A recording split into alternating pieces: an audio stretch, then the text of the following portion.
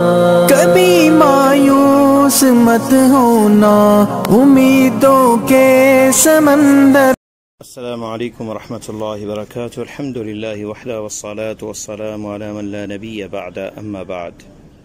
فعن جابر رضی اللہ عنہ قال قال رسول اللہ صلی اللہ علیہ وسلم اذا قضى احدكم الصلاة في مسجده فليجعل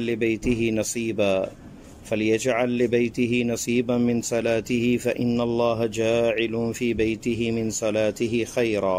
رواہ مسلم. معزز سامعین، نماز کا گھر میں ادا کرنا، اس بارے میں یہ عظیم حدیث جو جابر ابن عبداللہ رضی اللہ تعالیٰ عنہ راوی ہیں، صحیح مسلم میں 1832 نمبر یہ حدیث، یہ بڑی عظیم حدیث ہے. گھر کے اندر برکت، رزق کے اندر، اولاد کے اندر، اور گھر کے اندر سعادت ہو، سکون ہو، اطمینان ہو، قرار ہو، جھگڑے نہ ہوں، آسانیاں ہوں، فراوانیاں ہوں، خوشیاں ہوں، مسرتیں ہوں، یہ ساری چیزیں ہر بندہ جو ہے وہ چاہتا ہے کہ اس کے گھر میں یہ چیزیں ہوں.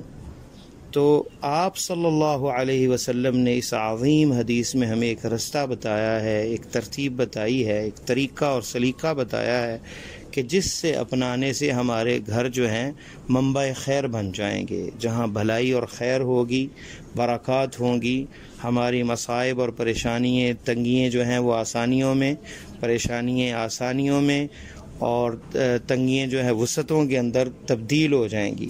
آپ نے فرمایا کہ جب کوئی تم میں سے نماز مسجد میں ادا کرے، تو جب مسجد میں نماز ادا کرے تو اس میں یہ بھی ارشاد ہے کہ ہمیں نمازیں، اپنی فرائض نمازیں مسجدوں میں ادا کرنی چاہیے.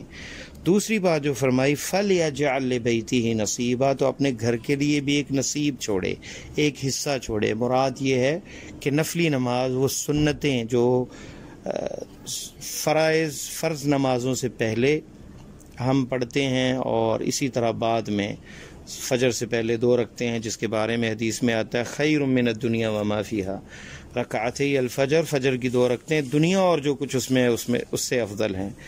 اور ظہر سے پہلے 4 رکھتے ہیں، اس کے بارے میں نبی علیہ السلام نے فرمایا کہ جنت کے دروازے کھولے جاتے ہیں، اور میں یہ پسند کرتا ہوں کہ میرا عمل اللہ کی طرف اٹھایا جائے اس وقت. تو 4 رکعت آپ جو ہے وہ نماز پڑھتے تھے ظہر کی نماز سے پہلے، اور عصر ظہر کے بعد بھی 2 رکعت ہیں. اسی طرح عصر کے بعد عصر سے پہلے 4 رکھتے ہیں.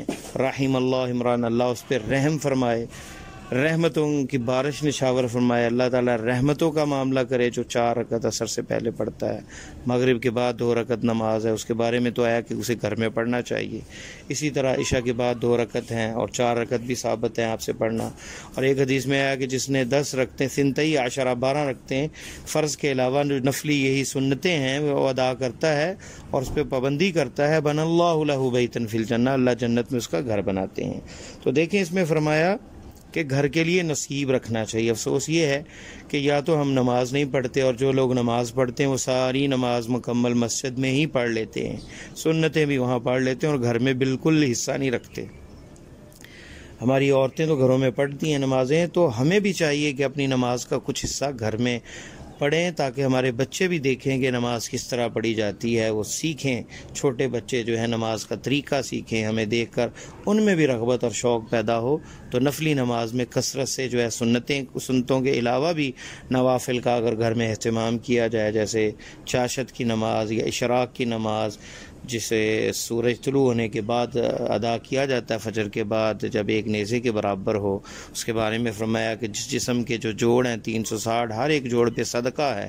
جو 2 رکعت کی نماز ادا کرتا ہے گویا اس نے 360 جوڑوں کا صدقہ ادا کر دیا.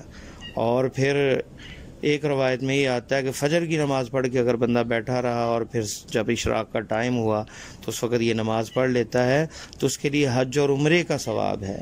تو یہ نوافل اور یہ عبادات اور یہ اللہ کی اطاعت اور نیکیاں، ان کی قدر قیامت کے روز پڑے گی کہ یہ ایک ایسا بینک بیلنس ہے جس کے اندر بندے کو رکنا نہیں چاہیے، اس میں جتنا اضافہ ہو سکے کرنا چاہیے. کیونکہ قیامت کے دن حسرت ہوگی اور ندامت ہوگی۔ تو اندازہ کریں حدیث کے کیا لفظ ہے، فَإِنَّ اللَّهَ جَاعِلٌ فِي بَيْتِهِ مِنْ صَلَاتِهِ خَيْرًا، تو نماز سراسر خیر ہے، بھلائی ہے، پڑھنے والے کے لیے جہاں پڑھی جائے وہاں خیر و برکت ہوتی ہے، فرشتے نازل ہوتے ہیں، رحمت کے فرشتے آتے ہیں، بندہ دعائیں پڑھتا ہے صبح شام کے اذکار اور گھر میں اٹھنے بیٹھنے اور سونے کی دعائیں، تو وہ آمین کہتے ہیں فرشتے، وہ دعائیں بھی قبول ہوتی ہیں۔ تو گھر کا ماحول جو ہے وہ اسلامی بنایا جائے، گھر کا ماحول جو ہے وہ بہترین بنانے کے لیے نیک اعمال کیے جائیں اور بچوں کی تربیت بھی ویسی کی جائے۔